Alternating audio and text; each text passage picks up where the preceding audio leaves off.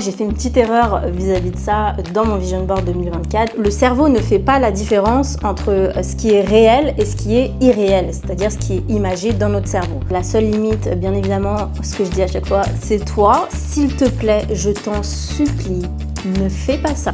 Les gens, ils parlent de ci, ça, mais en vrai, si tu ressens pas la chose, à quoi il sert ton Vision Board? Bah rien. Écris-le toujours au présent. Manifestation, c'est pas un terme chelou, les gars. Moi, c'est Léa. Je suis cette fille qui a décidé de prendre sa vie en main. Celle qui suit son intuition et qui croit en ses rêves. Mais j'ai pas toujours été comme ça. J'ai aussi connu les doutes, les blocages et les nuits à me demander pourquoi rien ne changeait. Et pourtant, tout peut changer. Parce que manifester, c'est pas seulement vouloir. C'est transformer ton mindset, tes croyances et ta façon de voir la vie. Ça tombe bien, je suis là pour ça. Allez, prends soin de toi, parce que personne le fera pour toi. En cette fin d'année, il y a une thématique qui revient beaucoup sur les réseaux sociaux et dont tout le monde parle, c'est le Vision Board. Alors le Vision Board, on y croit, on n'y croit pas.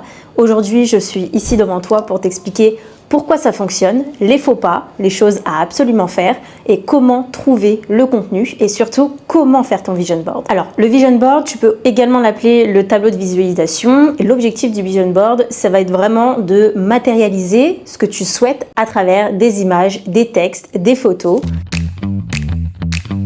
Alors, le Vision Board ou le tableau de visualisation, c'est vraiment un outil visuel qui va te permettre de réaliser tous tes rêves durant en général une année ou un trimestre. Tu vas retrouver en général dans le Vision Board du texte, des images, des citations et tout ce qui te permet aussi en fait finalement de visualiser tes objectifs sur une période donnée. Et aujourd'hui, je suis là pour t'expliquer pourquoi ça fonctionne. Allez, let's go!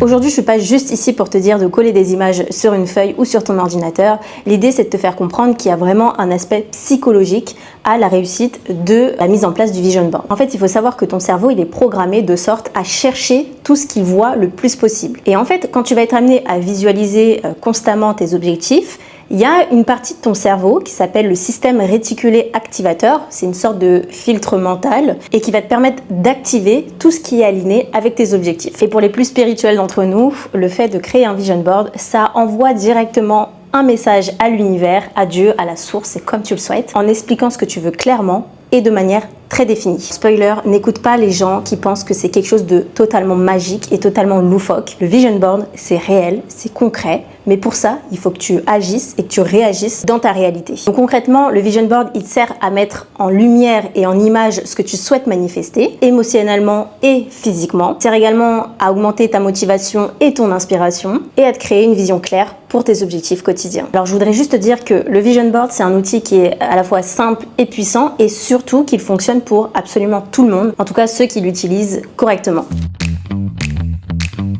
Alors, il y a beaucoup de gens qui posent la question sur le Vision Board papier version digitale. Alors, pour répondre à cette question-là, il faut savoir que c'est exactement la même chose. La finalité, elle est la même, c'est juste le support qui est différent. Il y a le côté digital et le côté papier. Moi, personnellement, j'aime beaucoup le côté digital, tout simplement parce que on a la possibilité de le modifier en temps réel, ce qui est un petit peu plus compliqué au format papier, mais ça reste la même finalité et tu as la possibilité de faire les deux. Tu peux avoir ton Vision Board en format papier et également en format digital, ça ne pose aucun problème.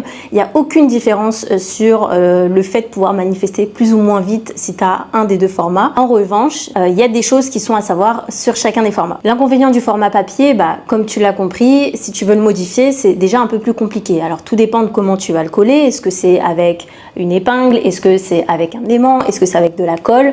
Mais l'idée, c'est de te dire que c'est beaucoup plus compliqué si jamais tu souhaites avoir un autre objectif que tu souhaites ajouter à ton Vision Board ou modifier tout simplement. Ensuite, il y a une autre chose à savoir, un inconvénient entre guillemets au format papier, c'est que bien évidemment ça prend de la place. Donc pour visualiser ton Vision Board, bien évidemment il faut que tu puisses le mettre à portée de vue, c'est-à-dire dans ta chambre, dans ton bureau, en tout cas un endroit où tu passes très souvent dans la journée. Et donc ça peut poser problème tout simplement parce que ça prend de la place. Voilà, c'est deux inconvénients à connaître sur le format papier. Ensuite, l'inconvénient pour le format digital, c'est qu'il est moins tangible, c'est-à-dire que si tu as tendance à aimer le toucher et donc toucher ton Vision Board, c'est compliqué, voire même impossible en format digital et donc tu peux avoir moins cette sensation émotionnelle et donc te connecter beaucoup moins facilement avec tes émotions pour retransmettre tes désirs à travers tes visualisations.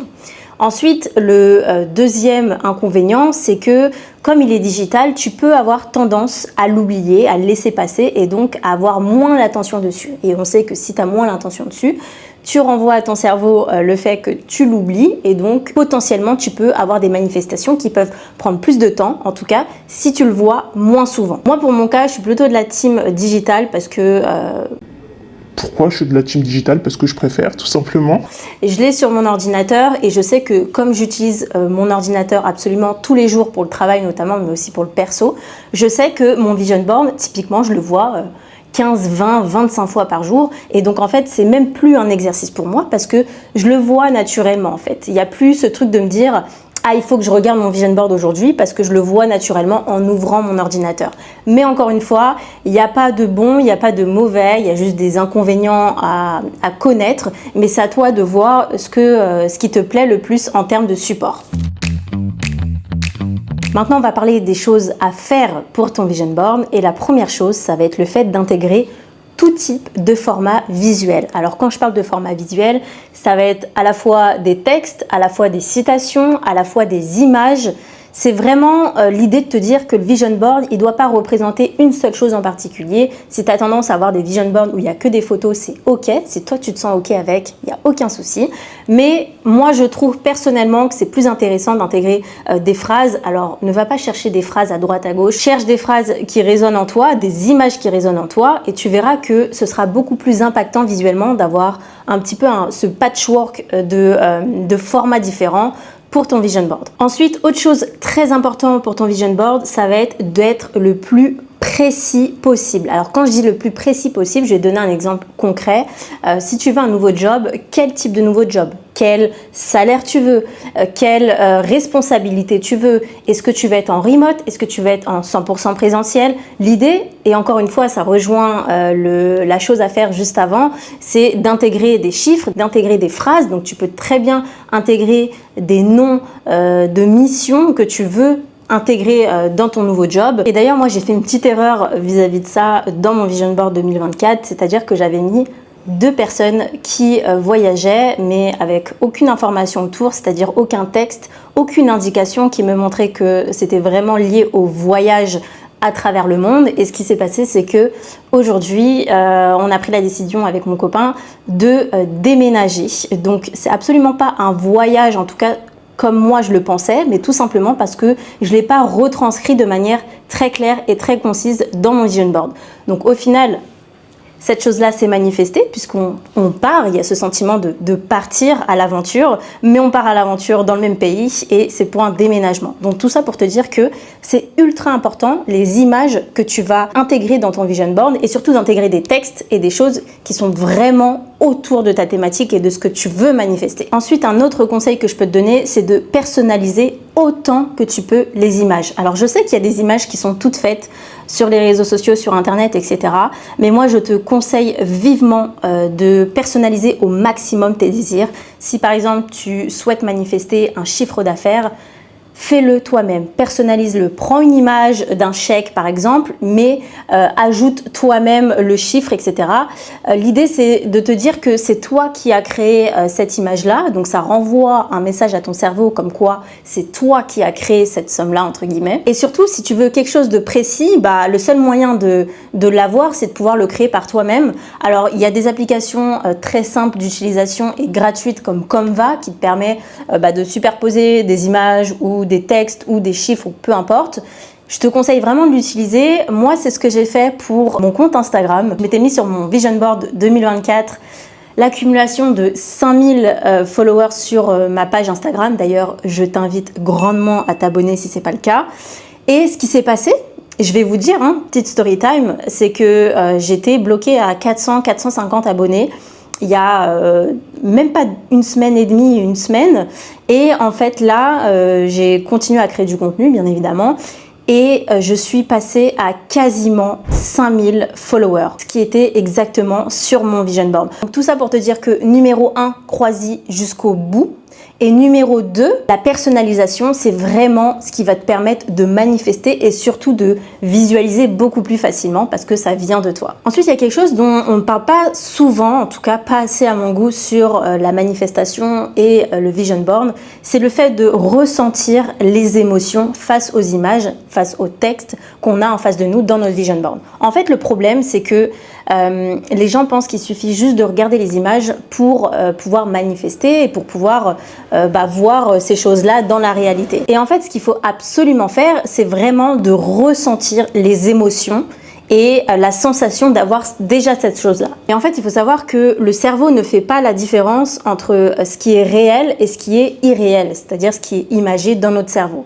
D'où l'importance de ressentir les émotions comme si on avait déjà cette chose-là, le but étant de faire comprendre à ton cerveau que tu as déjà cette chose-là et donc l'attirer beaucoup plus facilement. Donc voilà, en fait l'idée c'est de te dire que à chaque fois que tu vois une photo ou un texte sur ton vision board, il faut vraiment ressentir la sensation, la même sensation que tu aurais si tu avais déjà cette chose-là. Voilà, très très très important. Ensuite, concernant les images, quelque chose qui est hyper important à faire, c'est de choisir des images qui nous ressemblent. Alors je sais qu'il y a beaucoup d'images qui sont sympas sur Pinterest, mais laisse-moi te dire qu'il faut utiliser des images qui te ressemblent. Moi, typiquement, je suis blanche, j'ai les cheveux courts. Alors ça peut paraître bête ce que je vais dire, mais pour visualiser, plus l'image te ressemble et te parle, plus tu vas pouvoir visualiser et imager et donc manifester rapidement. Moi, étant une femme blanche aux cheveux courts, je mets sur mon vision board une femme noire aux cheveux longs. Tu te doutes bien que ce sera beaucoup plus difficile pour moi de visualiser ce moment-là ou cette chose-là que je désire tant parce que la personne ne me ressemble pas et ça va être beaucoup plus compliqué du coup de visualiser. Je vais te donner un exemple. Moi, mon objectif pour 2025, c'est d'avoir un boule qui chamboule. Je vais pas te mentir, on va pas parler chinois ici. Un boule qui chamboule. Je vais pas aller chercher une fit girl parce que déjà c'est pas mon objectif d'être très sec, d'être ultra tracé, ultra musclé, etc.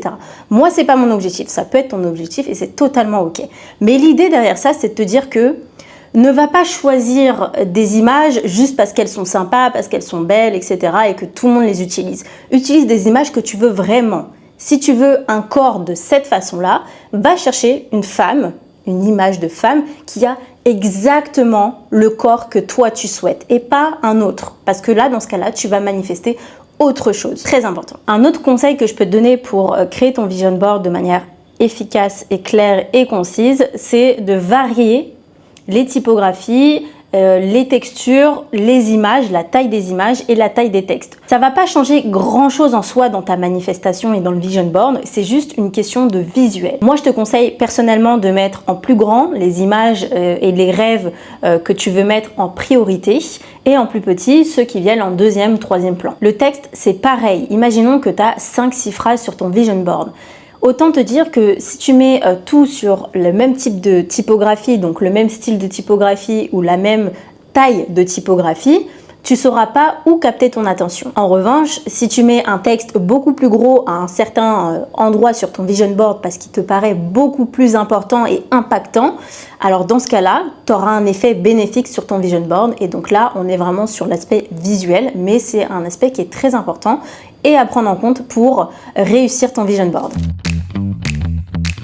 Alors en termes de catégories sur le vision board, il faut savoir qu'il n'y a pas de catégorie précise sur ton vision board pour la simple bonne raison que chacun a ses objectifs de vie. Pour moi par exemple, il y a 4 piliers importants que je veux mettre en avant sur le vision board et encore une fois, c'est vraiment libre à toi de rajouter des catégories en fonction de toi, tes désirs à toi. Ma première catégorie personnellement, c'est le professionnel. Ça va être tout ce qui va être attrait à l'évolution de mon projet. Donc je te laisse me suivre sur les réseaux sociaux pour en savoir plus.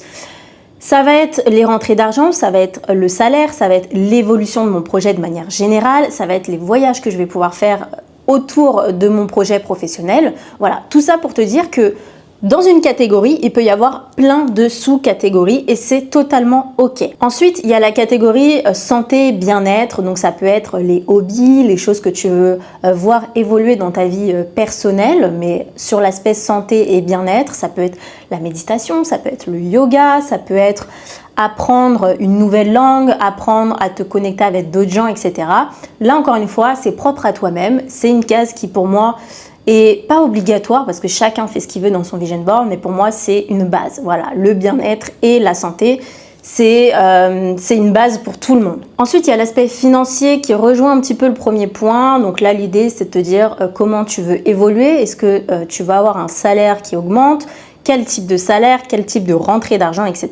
Et la dernière catégorie, selon moi, en tout cas qui me correspond à moi, c'est la catégorie spiritualité. Donc quand je dis spiritualité, ça va être typiquement de me remettre à la méditation, de me remettre à des exercices de respiration, etc. Et donc tout ça, je vais les imager à travers des images et des textes. Et je me le répète, il n'y a pas de catégorie limite. La seule limite, bien évidemment, ce que je dis à chaque fois, c'est toi. Et donc l'idée, c'est de pouvoir créer ce vision board en fonction de toi, tes désirs et de ce que tu as réellement besoin, toi.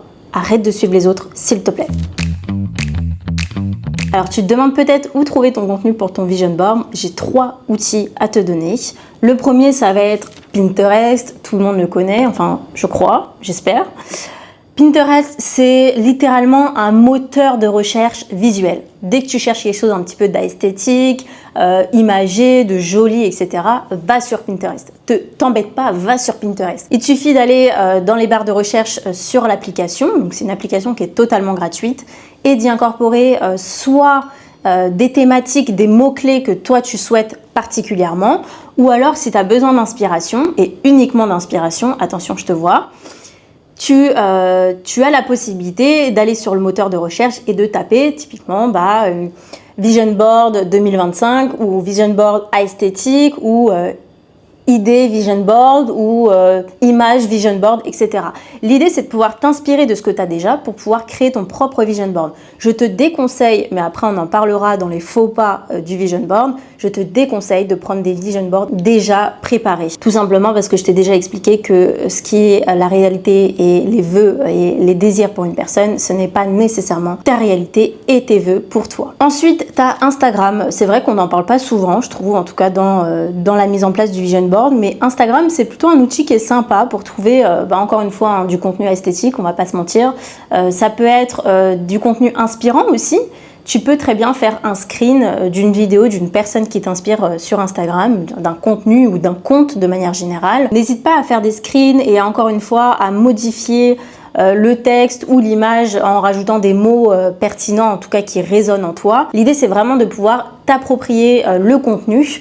Donc, n'hésite pas à t'inspirer aussi des fit girls si tu es dans la thématique du sport ou des grandes cuisinières qui préparent leur bento, je sais pas trop quoi, pour pouvoir t'inspirer si tu es dans la catégorie cuisine, bien-être, nourriture, alimentation, etc. Ensuite, il y a un site qui est ultra intéressant qui s'appelle Dupe. Alors Dupe, c'est un site qui permet de mettre en avant des images libres de droit, donc qui sont totalement gratuites, que tu peux télécharger sans aucun problème.